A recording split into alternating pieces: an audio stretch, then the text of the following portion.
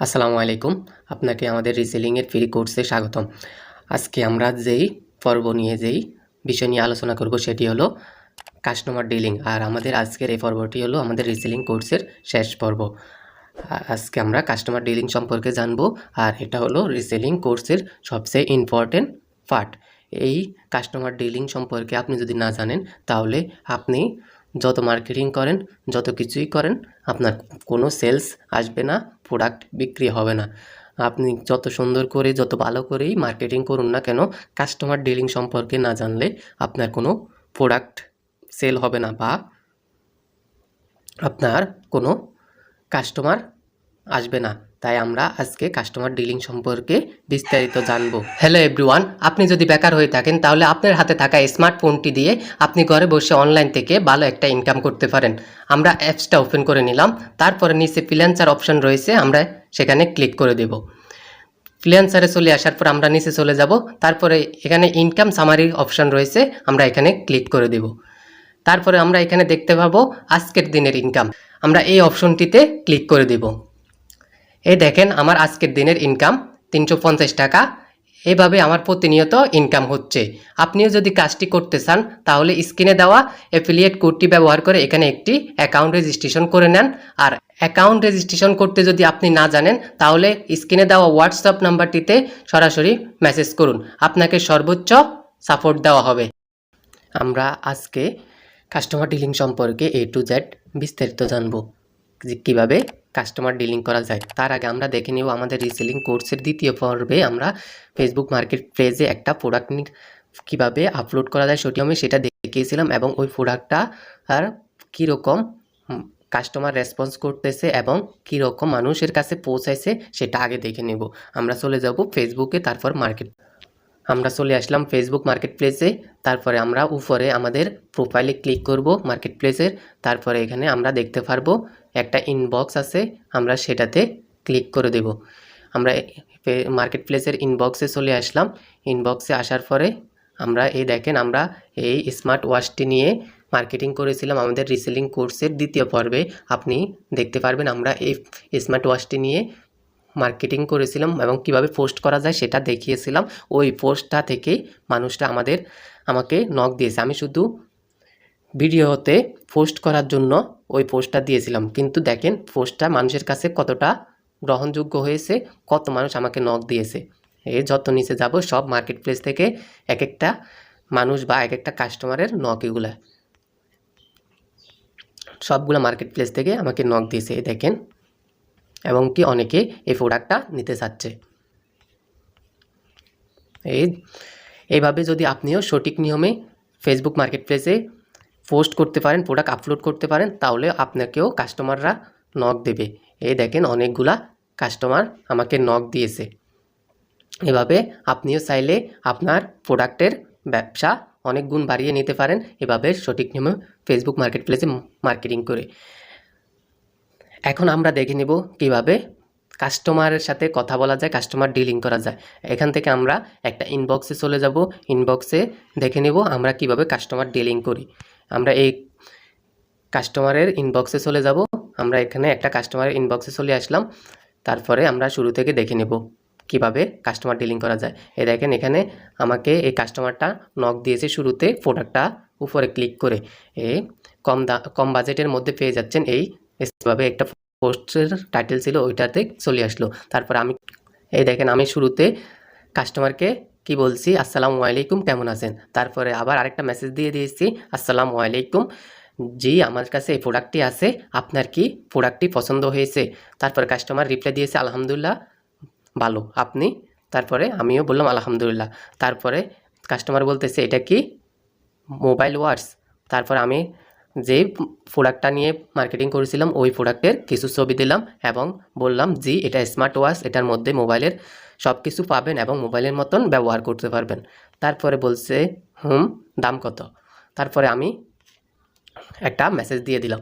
দেখেন আমি শুরুতে একটা মেসেজ দিয়েছি, আসসালামু আলাইকুম, এটি আছে, এই প্রোডাক্টটি পছন্দ হয়েছে। এরকম আমাদের কিছু মেসেজ আমাদের কিবোর্ডে পিন করা আছে, এগুলো যখন কাস্টমার নক দেবে সাথে সাথে দিয়ে দিই আমরা।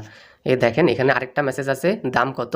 এটা আমরা যে প্রোডাক্ট নিয়ে মার্কেটিং করি না কেন, যখন কাস্টমার দাম জিজ্ঞেস করবে এই মেসেজটা আমরা দিয়ে দিই। এটা আমাদের আগে থেকে পিন করা আছে, এখানে শুধু আমরা টাকার পরিমাণটা চেঞ্জ করি আর সব কিছু ঠিক থাকে।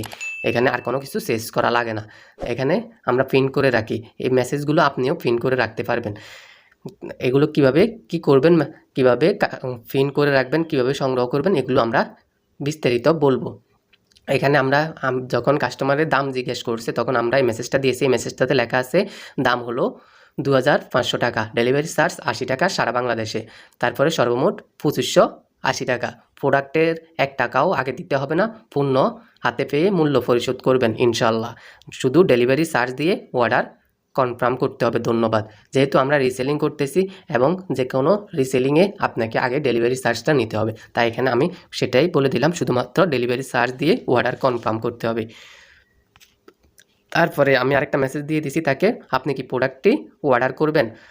তখন কাস্টমার বলতেছে দাম আরও কমাতে হবে। তখন আমি আরেকটা মেসেজ দিয়ে দিছি, সেটাও আমাদের পিন করা ছিল। সেটা হলো আপনারও তো কিছু চাহিদা বা বাজেট থাকতে পারে, এটা তো বলা উচিত তাই না, আপনি এটি কত দিয়ে নিতে চান।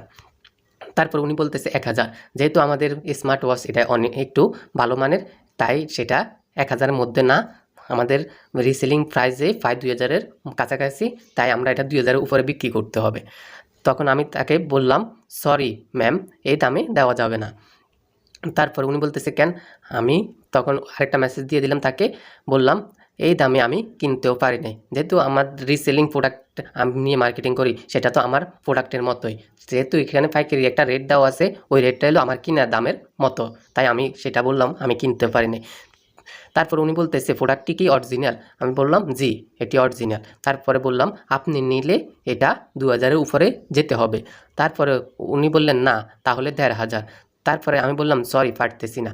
তারপরে বলতেছে আচ্ছা 2000। তারপরে আমি তাকে একটা অর্ডার কনফার্মের ফর্ম দিয়ে দিলাম। এটা আমাদের এই অর্ডার কনফার্মের ফর্মটা আমাদের পিন করা আছে, এটা কাস্টমার যখন অর্ডার করতে চায় সাথে সাথে আমরা দিয়ে দিই, নতুন করে লিখতে হয় না। এভাবে এই মেসেজগুলো আপনাকে সংগ্রহ করতে হবে এবং পিন করে রাখতে হবে। এইভাবে আপনি কাস্টমার ডিলিং করতে পারেন। এই দেখেন কি সুন্দরভাবে আমি কাস্টমার ডিলিং করে অর্ডারটা নিয়ে নিলাম। এখন এভাবে আপনিও কাস্টমার ডিলিং করে অর্ডার নিয়ে নিতে পারবেন। তার জন্য এই মেসেজগুলো এবং সুন্দরভাবে কথা বলার এগুলো জানতে হবে আপনাকে। তারপরে কাস্টমার ডিলিংয়ের মধ্যে আরেকটা বিষয় রয়েছে, সেটা হলো আমরা আমাদের নোটপ্যাডে চলে আসি। নোটপ্যাডে চলে আসার পরে আমরা দেখে নেব কাস্টমার ডিলিং। কাস্টমার ডিলিংয়ের একটা কিছু আছে, আমাদের একটা নিয়মাবলী আছে, সেগুলো আপনাকে জানতে হবে। এই দেখেন এখানে কাস্টমার ডিলিং সম্পর্কে অনেক কিছু লেখা রয়েছে। এই দেখেন এগুলো আপনাকে সংগ্রহ করতে হবে। এগুলো সম্পর্কে কাস্টমার ডিলিং সম্পর্কে বিস্তারিত জানতে আপনি এই যে লেখাটা আছে এখানে, এই লেখাটার পুরোটা কাস্টমার ডিলিং সম্পর্কে মোটামুটি একটা ধারণা পেয়ে যাবেন।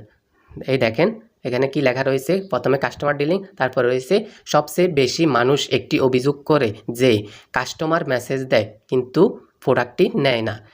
এই মানে কথাটা প্রায় মানুষই বলে যে আমি মার্কেটিং করছি কিন্তু কাস্টমার শুধু মেসেজ দেয় কিন্তু প্রোডাক্ট বিক্রি করতে পারে না। তার মূল কারণ হলো কাস্টমার ডিলিং।